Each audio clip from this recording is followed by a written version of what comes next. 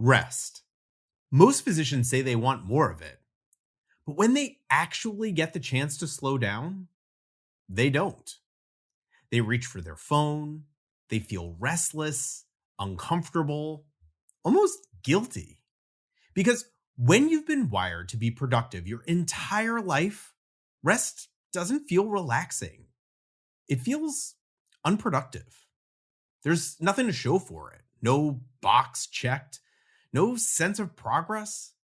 And when you've spent your entire life earning your worth through your output, rest starts to feel like something you haven't earned yet. If any of that sounds familiar, stick around, because that's what we're talking about today.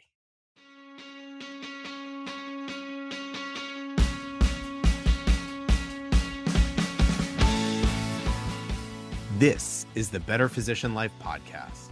I'm Dr. Michael Hersh, a full-time practicing gastroenterologist, a husband, a dad, and the founder of Better Physician Life Coaching.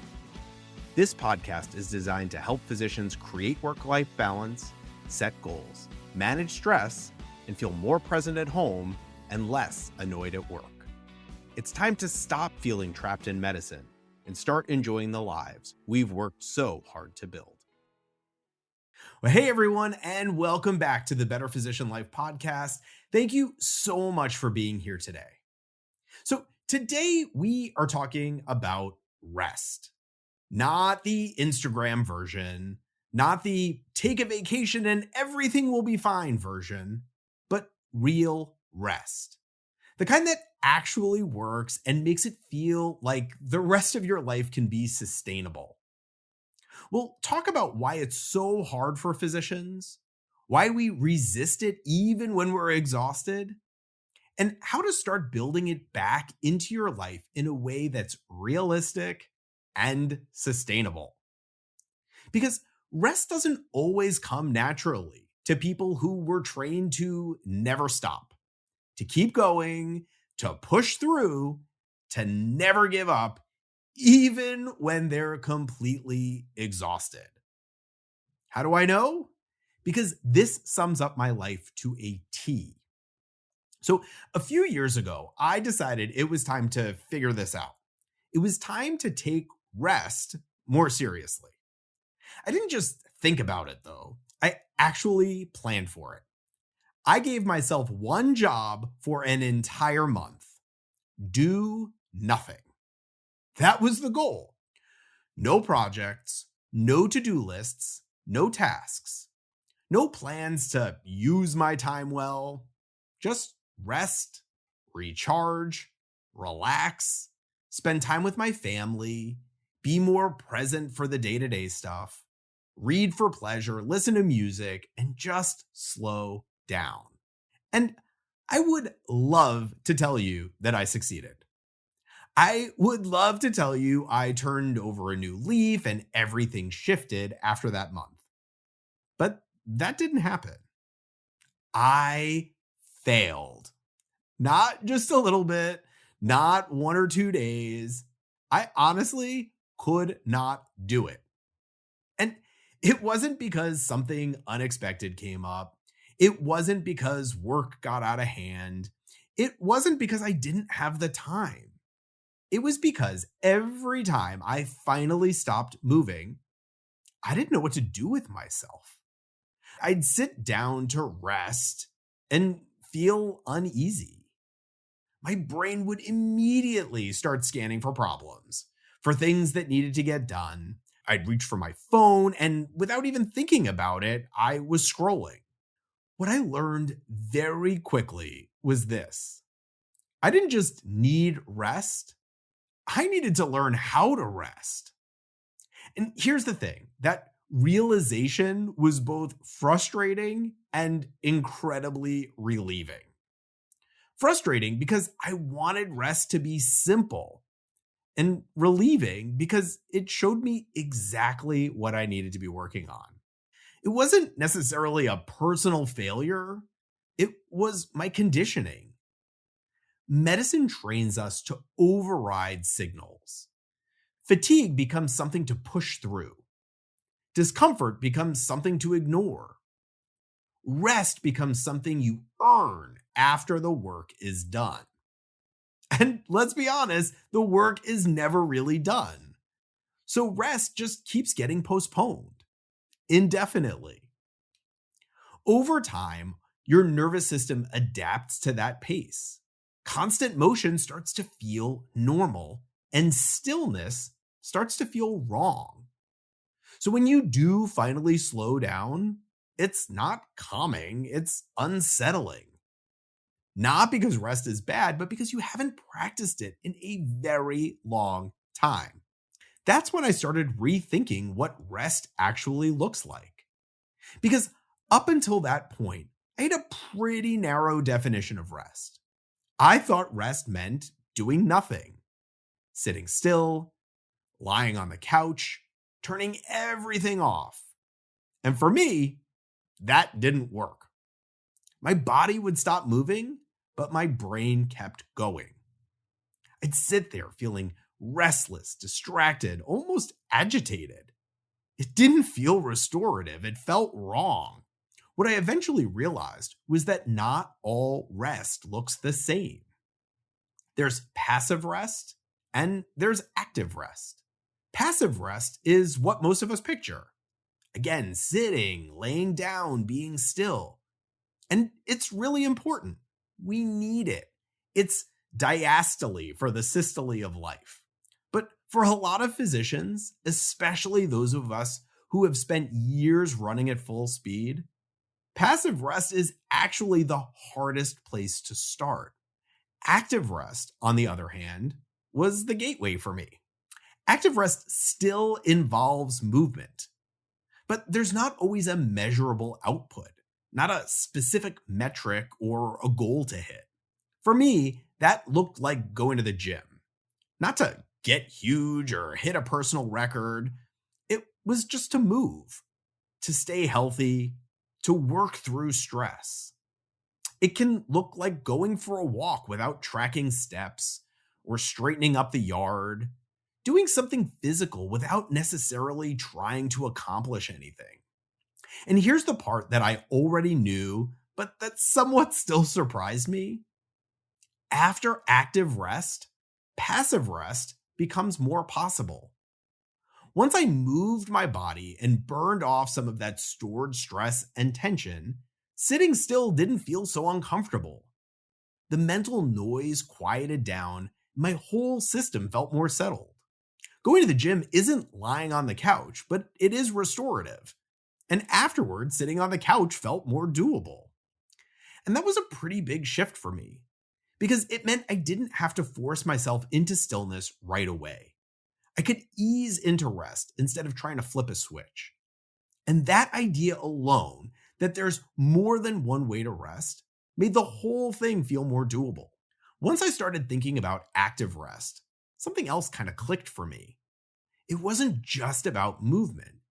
It was about the intention behind the movement. I realized I didn't actually have to stop doing things to rest. I just had to stop using everything as a means to an end. I could walk without trying to get somewhere, be outside without accomplishing anything, do things without turning them into another project. I started to think of this as doing things restfully. It's not about productivity, it's not about efficiency. It's about allowing the experience to be the point. And for someone used to operating in productivity, outcomes, and checklists, that takes practice. Because even when we rest, we try to optimize it. We track it, we schedule it, we try to do it right. And when that happens, rest turns back into work. But rest isn't just a behavior, it's a skill. And like any skill, it has to be learned. If you've spent decades training yourself to push, produce, and power through, your body doesn't just suddenly relax because you decide it should. It needs to be taught. It needs to be shown. It needs repetition and exposure. It needs small, consistent reps, which is where most physicians go wrong. We aim too big. We decide we're going to finally slow down, take a full week off, take a day off, change everything. And when that doesn't work, we decide we're just bad at rest. But that's not how skills are built. Skills are built in small increments. So instead of starting with an hour or a day or a vacation, start with 5 minutes. 5 minutes with nothing to do. No phone, no task, no optimization. Some days it'll feel fine, and other days it will feel unbearable. And both are completely normal. The goal isn't to be good at resting. The goal is to practice. Because the more often you give your system permission to slow down, even briefly, the less foreign it starts to feel. And over time, what once felt uncomfortable starts to feel possible. And this is where a lot of physicians get stuck, not because they don't value rest, but because they don't know where to fit it into a life that never really stops. Medicine doesn't just reward productivity, it quietly ties our productivity to our worth. From early on, most of us learned that praise followed performance. Good grades, good evaluations, good outcomes. Achievement felt good, not just professionally, but personally.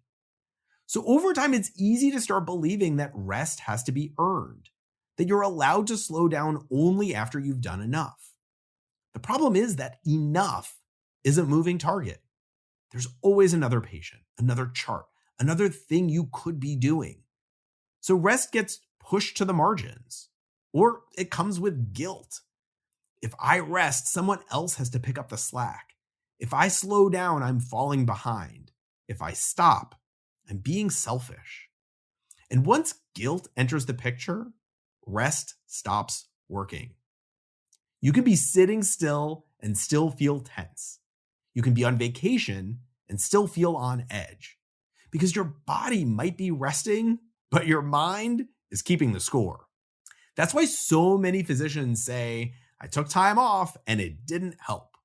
Or it helped, but it didn't last. It's not because rest doesn't matter.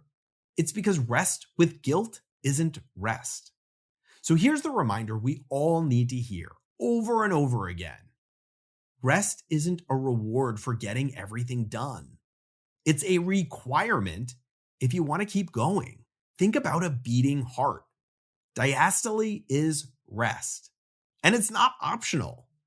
That resting phase is what allows the heart to fill and function. And when it doesn't happen properly, we call it diastolic dysfunction, and the heart isn't working optimally. The same thing applies here. Rest isn't the opposite of productivity. It's what makes productivity sustainable. And when you stop treating rest as something you have to justify, it starts to do what it's supposed to do. For most physicians, the easiest place to start isn't a vacation. It's the transition between work and home. Because if you're like most doctors, you don't actually leave work when you leave the building. Your body's in the car, but your mind is still running the list, replaying conversations, thinking about tomorrow, carrying the whole day with you. That transition doesn't happen automatically. It takes intention. That's why I created the 5 Minute Commute Reset for physicians. It's a short guided audio and a simple worksheet designed to help you downshift, clear your head, and leave work where it belongs before you walk through the door at home. Not perfectly, just intentionally. It's 5 minutes. You don't have to overhaul your mindset. Just a small, repeatable pause, a diastole, built into a part of your day that already exists. You can download it for free at betterphysicianlife.com/commute reset. And I'll link it in the show notes. So let's come back to where we started. Rest. Most physicians say they want more of it. But when the moment comes to slow down, they reach for their phone. They find something productive to do. Not because they're doing it wrong, but because rest doesn't come with proof. There's nothing to show for it, no box checked, no sense of progress. But here's the shift. Rest was never meant to be something you accomplish. It's something you practice. And like any skill, it starts small, imperfectly, repeatedly. 5 minutes is enough. A pause between work and home is enough. Because rest isn't about stopping. It's about making the pace sustainable. You don't have to earn it. You don't have to justify it. You just have to let it happen. Thank you so much for being here and for listening. And I'll see you next time on the Better Physician Life podcast. Thanks for tuning in today. If you're ready to stop standing on the sidelines and start creating real momentum in your life and career, head over to www.betterphysicianlife.com. You'll find a ton of free resources, including my What's Next guide with a video and worksheet to help you take the first step forward. Don't wait for the perfect moment. Today's the day to begin your better physician life. This podcast is here to stir the part of you that knows there's more out there and wants to go find it. It's a space to think differently, not diagnose, treat, or prescribe. Listen with your gut, then talk to the people and professionals who know you the best.